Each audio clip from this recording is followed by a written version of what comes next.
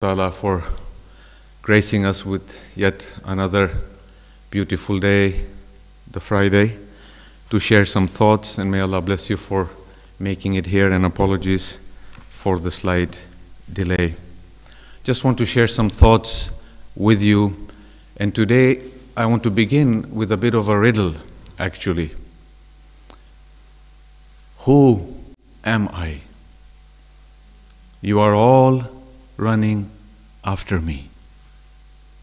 In every sphere of your life, in one sense or the other, you are chasing me. We are all in search of this. Yet, I appear very elusive. Sometimes you may catch me for a little while, but then I run away again. And then you are running after me again. Who am I? What am I? Any thoughts? I'll give you a hint. It is an emotion, or perhaps better described as a state. And this is nothing other than happiness. Maybe some of you were already thinking about it. Well done. But you might find that it's striking a chord with you. All of us are in pursuit of this in one way or the other.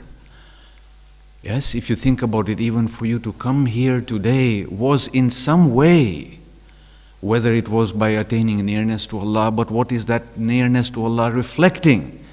It's a state of fulfillment and of happiness. However, you can see that it is very elusive. The problem is that we treat it as a destination, that we need to get to a certain point, and when we get there, we think that we have reached our aim and our goal. But, as you can identify, the goal keeps constantly moving from place to place, and we are constantly running behind it. That is one thing. The other thing is that we have objectified it and quantified it. That by attaining certain objects, I will achieve happiness. By certain quantities. For example, the simplest and first thing that comes to mind is the example of wealth. The world. Only if I had this much. Only if I had that job. Only if I had that house. Only if I were married to such and such. Only if I had that car. Whatever it is, the list is endless. Yes, we have to qualify. We are not saying that a person should not strive for the world. That is another question altogether. For Allah has made these beautiful things for us to strive for. Who has He made the beautiful things for? There is a beautiful hadith of Amirul Mu'mineen, Imam Ali ibn Abi Talib, salawatullahi alayhi. Allahumma salli ala Muhammad wa ala Muhammad.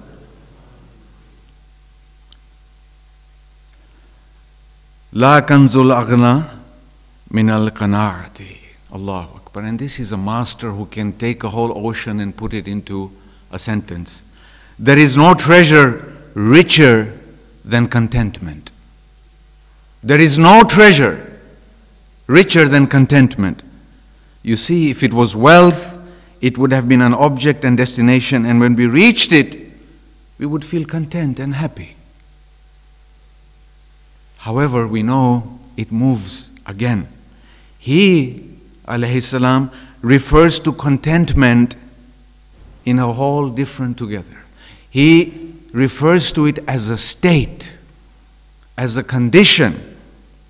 And when you are in a particular state and in a particular condition, that state and that particular condition reflects everything about you.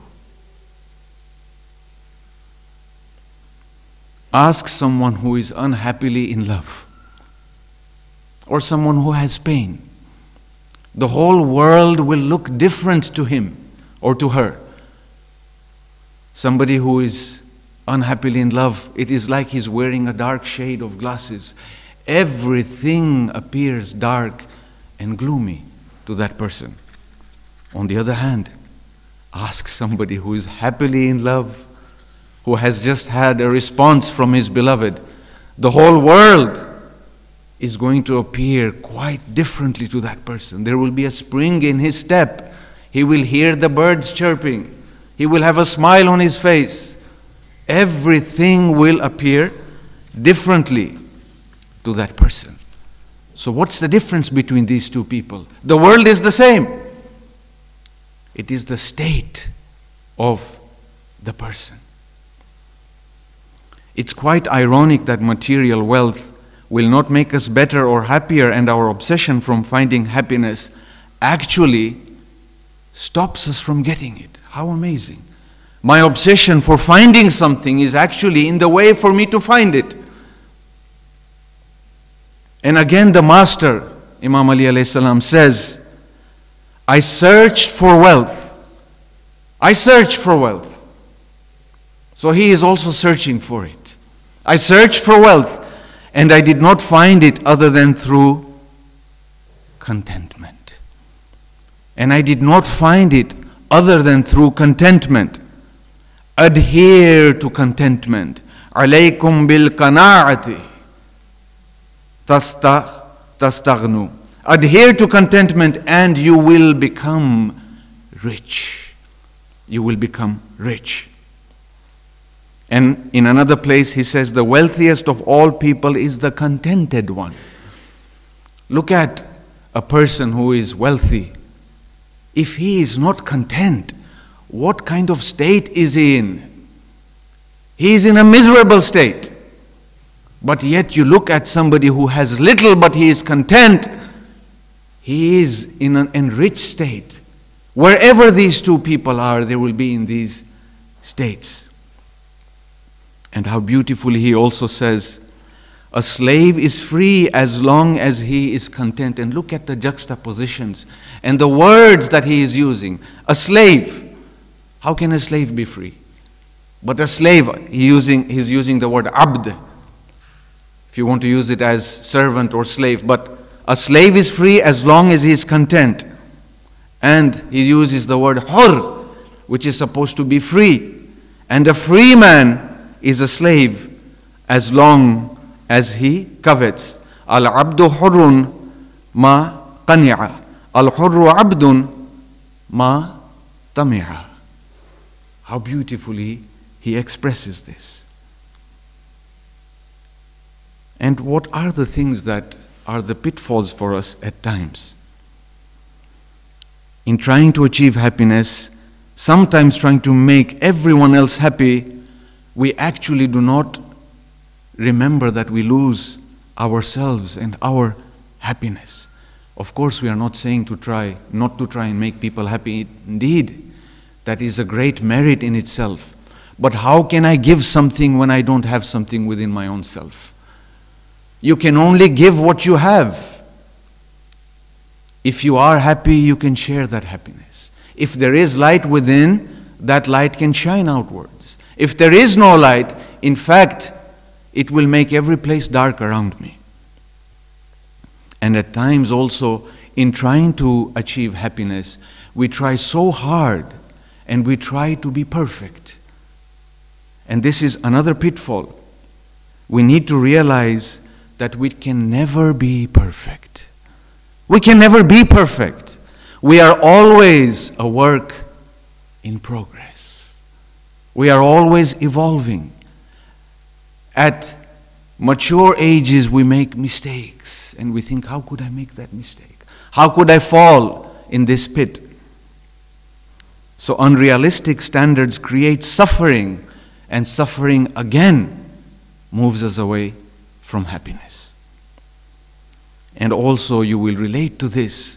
How many a times do we live in the past or in the future? Only if that did not happen. Or because that has happened, it's affecting me now. Or I'm concerned about the future. What's going to happen? What's going to happen? These things stop us and restrict us and cage us. And they remove us from the now. The now is the thing that I actually only have in my hands and in my control. I can't recourse to the past. I don't know what's going to happen tomorrow, but I have the now in my hands. And pleasure is fleeting. It's something that we said is elusive. It comes and goes. You know, for those of you who have watched Harry Potter, what was that thing they played, that game, Quidditch, that little thing, what was it called? The snitch, or snatch, or whatever it was. Did you see how they were trying to chase it? And when they came near it, again, it went away. This is the one who is chasing after pleasure. Stop chasing fireworks and instead build constellations. Fireworks are temporary and fleeting, but the constellations remain and stay for a long time. And there was a beautiful extract that I found in the Wasiyatnama, or the last will and testament of Ayatollah Shaykh Abdullah Mamkani, in which he gave to his children and his family. And he says, "Son, be contented, which means to be satisfied. In this there is honor in this world as well as the hereafter. People of this world look down upon those who shun contentment and are dissatisfied, and these people do such deeds which bring retribution in the hereafter." And he says, contentment does not mean living a life of misery when you have wealth. This is against the blessings of wealth. It is not about not possessing wealth, but rather that wealth, in whatever form you want to equate it, does not possess me. As one of my teachers beautifully expressed it, he said, live like Suleiman. On the outside, live like Suleiman. But on the inside, be like Isa. Live like Isa. We pray to Allah subhanahu wa ta'ala to make our hearts content and find contentness. Bismillahir Rahmanir Rahim. Qul huwa Allahu ahad, Allahu samad, lam yalid wa lam yulad, wa lam yakul lahu kufuwan ahad.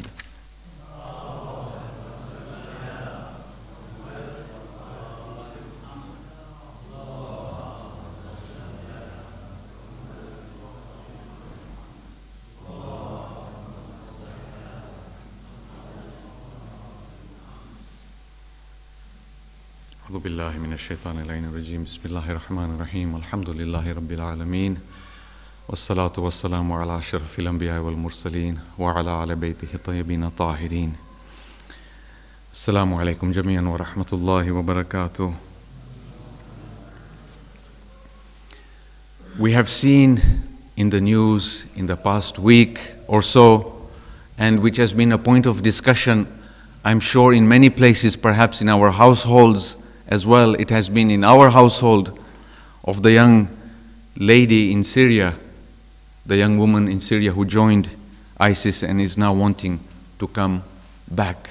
I'm just going to touch on it from the aspect of what we were talking about, not going to the details of the case. What I want to say is we can clearly see how our inner states reflects our view of the outside world, and then the actions that we undertake and the consequences of those actions that then follow. What does it all begin with? It is my inside state that then impels me to act in a particular way, and those actions then have particular consequences. It was her inner state, her inner belief, however distorted, that prompted her to take the actions that she undertook. And if you look closer, all of the atrocities in the world carried out by people and various terrorist group, if you want to call them that, and they are those who are fighting against humanity, they were all a reflection of their inner state and a particular understanding of something. In fact, The Holy Quran in Surah Baqarah describes this to an extent when it says, and when it is said to them, do not create mischief, la tufsidu fil ard, do not create mischief in the earth, they say, verily we are reformers, nahnu muslihun. Mind, they themselves are mischief mongers, but they are not aware. And we want to come back to this word, muslihun, and aslah in a moment. If you were to look inside a hardened ISIS soldier, what do you think you will find in there? If you were able to open a window into the chest or into the heart of such a person, what do you think you might find in there? What kind of state is it that is in there? And likewise, if you were to look inside the chest of the friend of Allah or the friend of God, what do you think you will find in there? What state will you find in there? The importance of an alternative view of Islam is more pressing now than ever. And we need to be aware of this, just on a side note. The outer behavior of a true Muslim reflects what is deep in his inner conscience. A Muslim is a person who has submitted and surrendered in peace and knowledge to this wholesome and naturally balanced ecology which exists from within. The outer courtesy of behavior emanates from an inner equilibrium, an inner balance. And again, talking about the balance, the Quran emphasizes this in many places. You have in Surah Rahman, وَأَقِيمُوا الْوَزْنَ بِالْقِسْطِ وَلَا تُخْسِرُوا الْمِيزَانِ. So establish weight with justice and fall not short in the balance. Balance may refer to so many different things. It can also refer to the inner balance. The outer behavior are all manifestations of a subtler and finer inner conditioning, and the balanced fusion of the outer and the inner is what makes our journey into this world. If there is an inner attribute, there must be an outer corresponding attribute to it. And our certainty emanates from our inner submission and contentment. And there was a passage of Sayyid Hussein Nasr that I found, which he speaks about this inner equilibrium. He says, the holy war or jihad is not simply the defense or extension of the Islamic borders, but the constant inner war against all that veils man from truth and destroys his inner equilibrium. I want to draw parallels to contentment and the inner equilibrium. And this alternative view of Islam, which I mentioned, is one partly demonstrated by us, demonstrated by you, by me, by all of us. And how it will be demonstrated by you and me, what will determine how it is going to be demonstrated by you and me, ultimately it will depend on my understanding of Islam, which in turn will affect my inner state, which then ultimately will have an outer manifestation and an outer attribute. So it is of the utmost importance for us to be aware and watchful and conscious of our inner state. And also, if you look at this, the inner state, how it is at times very subjective, because there is no objective way to tell if you've had a good life, a good day, or a good hour. Your life is a success which is based upon your own judgment, upon your own state, upon your own condition. To look just a little bit closer and come to an end of this balance and equilibrium, we find in the commentary on a passage of a frequently recited dua in the month of Ramadan, which is Allahumma adkhil al-halil kubur surur. There is a passage there which says, Allahumma aslih kulla fasidin min umur al-muslimin. What is the meaning of this aslih? It's an imperative verb which is normally translated as reform or rectify. It originates from salah, which means equilibrium and balance. And salah is the opposite of the word fasad, which according to Raghib Isfahani means that it's a deviation of an entity from its equilibrium. Consequently, the word asle literally means to restore such a thing or an affair back to its equilibrium and a balance. And the word fasid means when something is out of its equilibrium and its balance. So we ask Allah subhanahu wa ta'ala to restore all those affairs of our individual affairs and that of the Muslims which have lost this equilibrium and become distorted. Indeed, we pray to Allah for restoration of equilibrium of the whole world. But, and coming to an end by this, we should bear in mind that whenever one prays for something, he or she must also seek its respective solution. The same law applies to this as well. We need to look at the solution to this equilibrium. We pray to Allah subhanahu wa ta'ala to make our hearts balanced, content, and full of contentment and joy and happiness. Can we pray a Surah Fatiha for all those people who are in difficulties, for the marid, and for all the marhumin? Al-Fatiha. Bismillahirrahmanirrahim.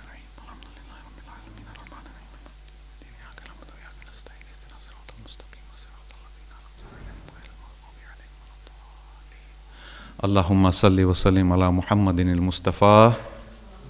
Salli ala Muhammad wa ala Muhammad wa ala aliyin al-Murtada.